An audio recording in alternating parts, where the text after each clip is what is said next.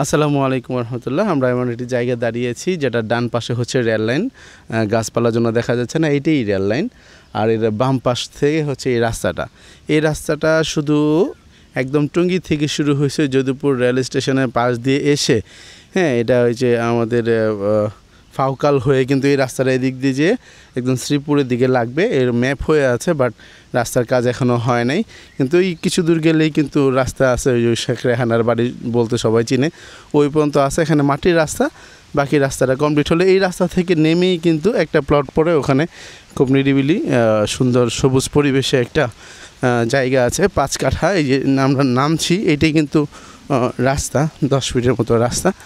এই রাস্তাটা জায়গার মধ্যে যে ঠেকছে, ওই যে দেখতেছেন রাস্তাটা জায়গা পর্যন্ত আমরা পৌঁছে গেছি প্রায় এখন অলরেডি।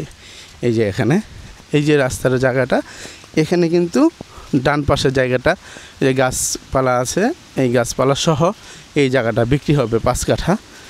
এখানে প্রত্যেক কাঠা কিন্তু জায়গার দাম চাওয়া হচ্ছে মালিক 5.5 করে, হয়তো কিছু নিকোজিশন করে নেওয়া যেতে পারে। এই জায়গাটা ভাই খুব সুন্দর প্রাকৃতিক পরিবেশে ভরপুর। হ্যাঁ, এই জায়গাটা বিক্রি হবে। চাইলে আপনারা কেউ আগ্রহ থাকলে আমার নাম্বারে যোগাযোগ করতে পারেন, ডিসক্রিপশনে আমার নাম্বার দেওয়া থাকবে। ধন্যবাদ, সালাম। বৃষ্টি পড়তেছে, চলে যাই।